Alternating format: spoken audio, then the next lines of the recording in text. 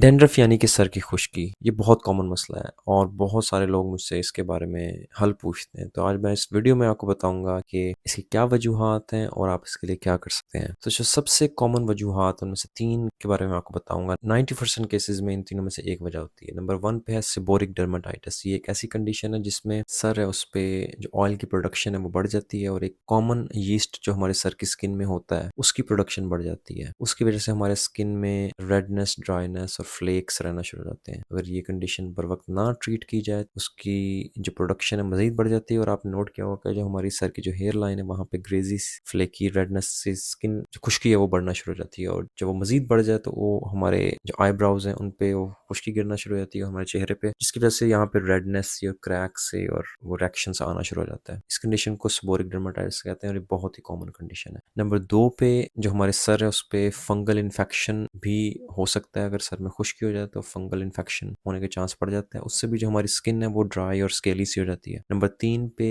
Psoriasis है जो एक इन्फ्लेमेटरी या जिस्म की सोजिश करवाने वाली कंडीशन है। वो पूरे जिस्म पे हो सकती है लेकिन जो सर है उस पे वो खुश्की का बाइस बन सकती है और वो हमारे सर के जो अंदरूनी हिस्से हैं और जो हेयर लाइन है वहाँ पे ड्राइनेस और फ्लेक्स और स्केल्स वगैरह बना देती है। तो 90% केसेस में इन तीनों में से एक वजह होती है। अब सवाल ये उठता है कि इसके लिए क्या किया जा सकता है।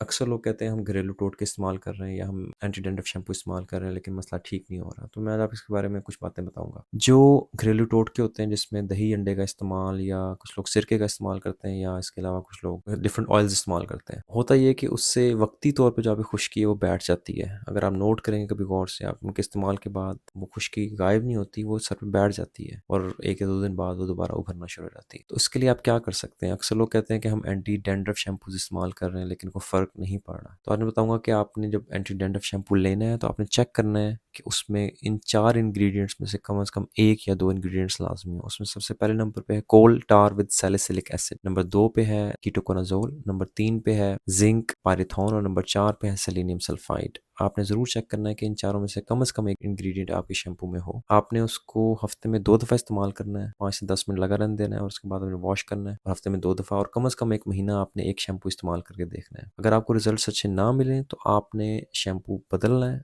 एक और एंटी डैंड्रफ शैम्पू लेना है जिसमें इन चारों में से मुख्तलिफ इंग्रेडिएंट हो। जैसे अगर आपके पहले शैम्पू में इनमें से एक था तो दूसरे शैम्पू में इनमें से दूसरा इंग्रेडिएंट हो, तो आपने वो दूसरा शैम्पू फिर 1 महीना वैसे इस्तेमाल करके देखना है और देखना है कि रिजल्ट्स आते हैं कि नहीं। मोर देन 95% चांस है कि आपकी जो खुश्की का मसला है वो इससे हल हो जाएगा। If you find this video informative, do subscribe to my channel for more such informative videos. Thank you.